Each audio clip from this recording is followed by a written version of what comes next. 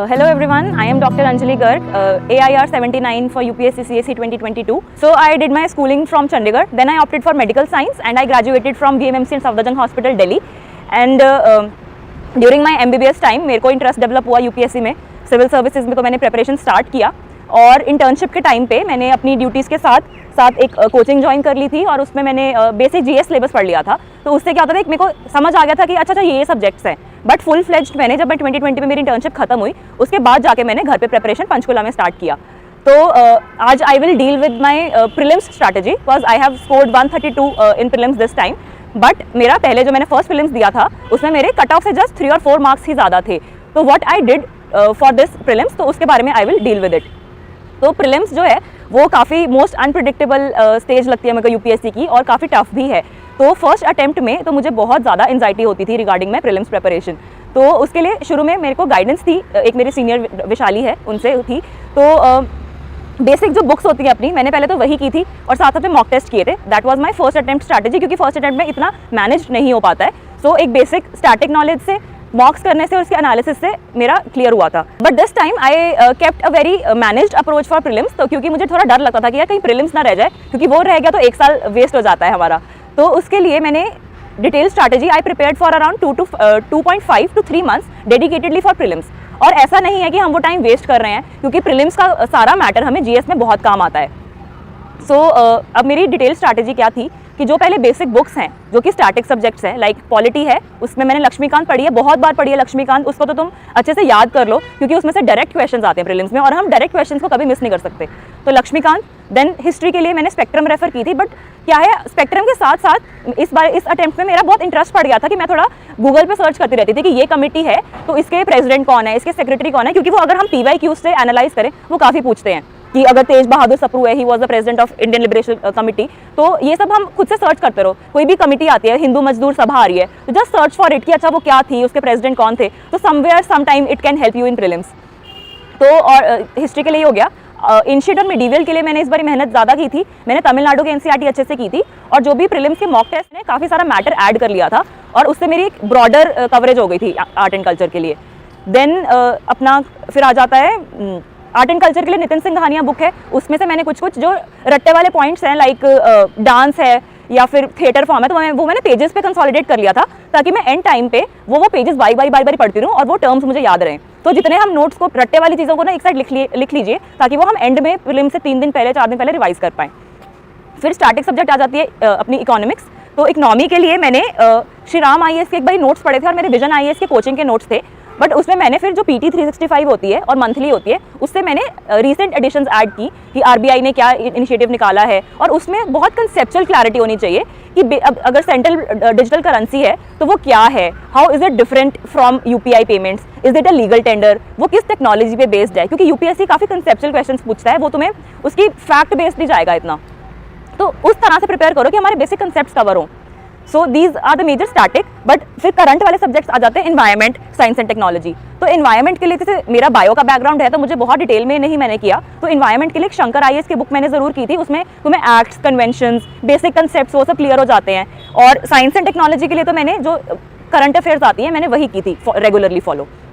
So these were my basic resource list. Resource list तो सबके पास available होती है, बट उसको ढंग से मैनेज करना, उसमें से क्या क्या पढ़ना है वो ज़रूरी है। तो क्या पढ़ना है, that will come from the previous year syllabus, previous year questions. तो उसमें वी हैव टू एनालाइज कि भाई वो क्या क्या पूछते हैं। लाइक साइंस एंड टेक्नोलॉजी है तो उसमें they will ask the concept, थोड़ी इलेक्ट्रोमैग्नेटिक वेव्स पे जाते हैं, क्रिप्टो करेंसी पे जाएंगे, 5G वेव्स, तो वो सब हमें थोड़ा अच्छे से आना चाहिए, उसकी डीप नॉलेज होनी चाहिए।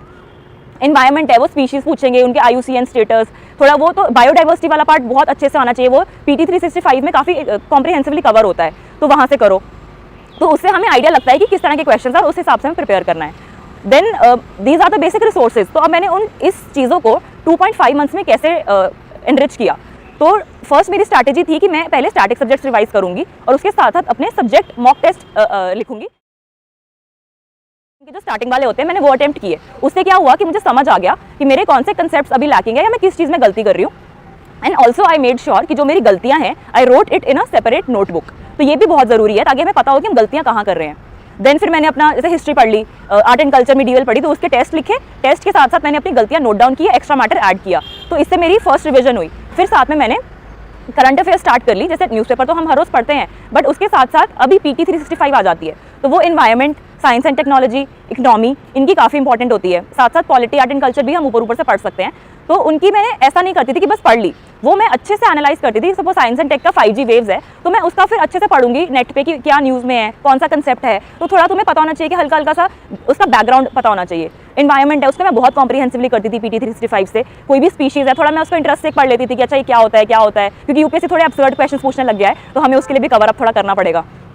और फिर इनके सब्जेक्ट के साथ साथ भी मैं मॉक टेस्ट लिखती थी सब्जेक्ट वाले, जैसे कि इन्वायरमेंट किया तो इन्वायरमेंट के 2 टेस्ट हैं वो मैंने करे। उसमें बहुत मैटर एडिशन मिल जाता है कि कौन से न्यू लॉ आया है, कौन सा एक्ट चेंज हुआ है, क्या अमेंडमेंट्स हैं, then you should write it on a notebook. तो ये मेरी एक फर्स्ट रिविजन हो जाती थी विदिन 30 डेज, एक फर्स्ट 30 to 40 डेज एक फर्स्ट रिविजन ये वाली कर लीजिए। सेकंड रिविजन में अब हमें एक तो सारा सब्जेक्ट्स रिवाइज करने हैं और साथ में फुल लेंथ की प्रैक्टिस शुरू कर देनी है। तो जैसे कि अगर मई एंड में मेरा प्रीलिम्स था, तो अप्रैल से आई स्टार्टेड थोड़े थोड़े फुल मॉक टेस्ट, ताकि मुझे आइडिया लग जाए कि मेरा कौन सा सब्जेक्ट अभी वीक चल रहा है। तो जब सब्जेक्ट वाले हो गए mock test, then you start doing the full length mock test, और साथ साथ में सेकंड रिविजन चलेगी, उसका भी सेम पैटर्न, रिविजन कीजिए, फुल मॉक टेस्ट कीजिए, उसका एनालाइज करो, गलतियां अपनी सेपरेट कॉपी में लिख लीजिए। तो उससे हमें एनहांस होता रहेगा हमारा कंटेंट भी, हमारी रिविजन भी, और हमारे कंसेप्ट स्ट्रॉन्ग होते रहेंगे। Then comes the last third revision which comes in the last month. तो मैंने एक थर्ड रिविजन किया था, सारा जो मेरा PTs हैं, स्टैटिक सब्जेक्ट्स हैं, सारे मॉक टेस्ट हैं, उनकी मिस्टेक्स, माई एनालिसिस पार्ट, वो सब मैंने रिवाइज किया था इन द लास्ट मंथ। तो वो उससे काफ़ी ज़्यादा बूस्ट मिल जाता है, तुम्हें कॉन्फिडेंस आ जाता है। और फुल मॉक टेस्ट मैंने एंड तक अराउंड 20-25 सिर्फ फुल मॉक टेस्ट कर दिए थे, तो उससे बहुत कॉन्फिडेंस आता है कि यार हमारी प्रिपरेशन काफ़ी अच्छी है। तो just go with the confidence. और प्रीलिम्स एक ऐसा एग्जाम है, हम जितनी मर्जी तैयारी कर लें, एंड में ऐसा ही लगता है कि यार अभी मेरी तैयारी इतनी अच्छी नहीं है, तो फिर भी अपने आप पे उस टाइम पे भरोसा रखो कि नहीं यार मैंने मॉक्स किए हैं, मैंने रिवीजन किया है, अब मैं इससे ज़्यादा क्या कर सकती हूँ। तो just go with the confidence कि I will be the most, मतलब मैं ऐसी पर्सन होंगी वहाँ जो मुझे काफ़ी ज़्यादा आता है, तो मैं टैकल कर लूँगी। अगर ये क्वेश्चन मुझे नहीं आता है तो ये दूसरे को भी नहीं आता है, तो उस तरह से अपने आप को कॉन्फिडेंट रखना है। तो प्रीलिम्स में मेरा ये बेसिक स्ट्रैटेजी रहा है। तो लाइक 3 टाइम्स मेरा PT हो गया, 3 टाइम्स स्टैटिक हो गया है, मॉक्स हो गया 40 to 50, उससे ज़्यादा तो अब क्या कर सकते हैं। तो ऐसे तो फिर एंडलेस है काम। So just focus on that, focus on the specific part, revising again and again is the key. Prelims is an exam जहाँ पे बहुत ज़्यादा एंजाइटी होती है, तो हमें लगता है कि मॉक्स में कम नंबर आ रहे हैं, मॉक्स में अभी तो ऐसा नहीं लग रहा है तैयारी हुई है, तो उससे डील करना बहुत ज़रूरी है। प्रीलिम्स में पढ़ने से भी ज़्यादा तुम्हारी mental state should be stable. तो बहुत हाइज और लोज आते थे प्रीलिम्स से पहले तो स्पेशली, तो उसके लिए ये करती थी मैं कि एक तो मैं पॉजिटिव अफर्मेशंस करती थी बहुत, मैं कॉपी पे लिखती रहती थी कि मैंने ये कर लिया है तो मेरा नहीं रुक सकता है। देन मैं लिखती थी कि नहीं मैं और पढ़ूंगी, कल से मैं और अच्छे से पढ़ूंगी। फिर मैं अपने किसी कज़न से बात कर लेती थी, अपने गाइड मेरे सीनियर्स हैं उनसे बात कर लेती थी, तो they also kept on reinforcing कि नहीं हमारी भी सिचुएशन ऐसी ही थी। जो मेरे IAS फ्रेंड है, वैशाली है, खुशबुदी है, तो दे यूज्ड टू से कि यार हमारी भी ऐसी ही होती थी, तुम्हारी सही चल रही है, सबके साथ यही होता है, everyone is in the same boat, किसी की तैयारी में कोई परफेक्ट नहीं हो सकती। तो उससे तुम्हें बूस्ट मिलता था। फिर अगर तुम्हें बहुत बहुत ज़्यादा लो आ रहा है, बिल्कुल मन नहीं कर रहा पढ़ने का, तो बुक्स को थोड़े टाइम के लिए साइड रख दीजिए, वो बाहर जाओ, जो भी तुम्हें अच्छा लगता है वो करो, अपनी थोड़ी हॉबीज़ भी साथ साथ एक्सप्लोर करते रहो। जैसे मेरा एक्सरसाइज है या डांस का है, तो मैं साथ साथ 40 to 45 मिनट्स उसको भी डिवोट करती थी। तो आई थिंक हमेशा एक मोटिवेशन के लिए ये सब हमें करना चाहिए। उसके बाद मेरे स्टडी पार्टनर है डॉक्टर नितिश, तो उनके साथ भी जब हम साथ में थोड़ा बहुत डिस्कस करते थे, डिस्कशन पार्टनर अगर हमारे पास है तो वो बहुत बड़ा बूस्ट है, क्योंकि उससे लोज कम आते हैं। हमने डिसाइड कर लिया कि हमें हिस्ट्री इकट्ठे पढ़नी है, तो हम उससे क्वेश्चंस पूछ लेते थे एक दूसरे से, तो उससे हमें एक मोटिवेशन बनी रहती थी। तो आई थिंक दिस वाज कि how I dealt with my lows, और अपने फ्रेंड्स से बात करती थी, तो यही था। और आई थिंक एक मोटिवेशन हमारी अगर अंदर से स्ट्रॉन्ग है तो हम उसको डेफिनेटली करते हैं। तो प्रीलिम्स को एक नॉर्मल एग्जाम की तरह लो, बट उसके लिए प्रिपेयर अच्छे से करना चाहिए। ऐसा नहीं करना चाहिए कि यार बस हफ्ता दे दे, 2 हफ्ते दे दिए। वो आता है जब हम इंटरव्यू स्टेज तक आ जाते हैं और हमारी ऑलरेडी एक बेसिक लेवल अच्छा होता है। This I am talking for the beginners कि जिनको proper 2 to 3 months dedicatedly devote करने चाहिए प्रीलिम्स के लिए। So I think this will help you in prelims. And अभी जैसे कि इस साल का एग्जाम आया है, काफ़ी डिफरेंट क्वेश्चंस थे, एलिमिनेशन टेक्निक्स अब इतनी काम नहीं आ रही हैं, तो उसके लिए भी मुझे लगता है कि अगर हमारा नॉलेज बेस थोड़ा वास्ट है और हमारी रिविजन स्ट्रॉन्ग है, तो एक तो हम स्टैटिक क्वेश्चन गलत नहीं करेंगे। फिर हमारी जितनी मॉक टेस्ट की प्रैक्टिस है, that will also help us कि हमें समझ थोड़ा आइडिया लगने लग जाता है कि यार ये स्टेटमेंट इसके साथ मैच नहीं कर रही है, तो ये गलत होगी, ये सही होगी। तो वो हम जितने मॉक टेस्ट करेंगे ना, हमें उससे समझ आता रहेगा कि यार ये स्टेटमेंट ठीक लग रही है, ये स्टेटमेंट इतनी ठीक नहीं लग रही है। तो इन दी एंड तो 100 में से तुम्हें जिसमें मेरे 132 थे, तो उसमें मुझे अराउंड 40 क्वेश्चंस तो आते थे, बाकी सब तो तुम्हारा लॉजिकल गेसिंग होता है कि यार ऐसा हाँ ऐसा हो सकता है। इसकी मैं एग्जांपल देती हूँ, जैसे कि कॉफ़ी बोर्ड का क्वेश्चन था, तो उन्होंने बोला कि कॉफ़ी बोर्ड का जो हेडक्वार्टर्स है that is in north east, तो या कहीं और। तो मुझे लगा कि यार कॉफ़ी जो है दैट इज़ मोस्ट जो स्टेट है दैट हाईएस्ट प्रोड्यूसेस इन कर्नाटका, तो आई थॉट कि it won't be in north, ये मोस्टली साउथ में ही होना चाहिए। तो इस तरह से मैंने वो सोचा कि नहीं ये साउथ में होगा, तो दिस स्टेटमेंट इज़ रॉन्ग। और फिर मैंने आके देखा तो वो एक्चुअली कर्नाटका में ही था। तो ऐसे अगर हम थोड़ा लॉजिक लगाए कि भाई ये चीज़ यहाँ हो सकती है, इसका सरनेम ये है तो ये नॉर्थ का लग रहा है, साउथ का लग रहा है, कोई भी चीज़, तो उस तरह से हमें थोड़ा प्रीलिम्स को डील करना है, अपनी कॉमन सेंस लगानी है बहुत ज़्यादा। तो उस एग्ज़ाम वाले दिन तो डेफिनेटली जो भी हमारा जितना हमारा मैटर है वो तो हमारे दिमाग में है, बट हमें अपनी कॉमन सेंस से वो एग्ज़ाम देना है और टाइम मैनेजमेंट के साथ देना है।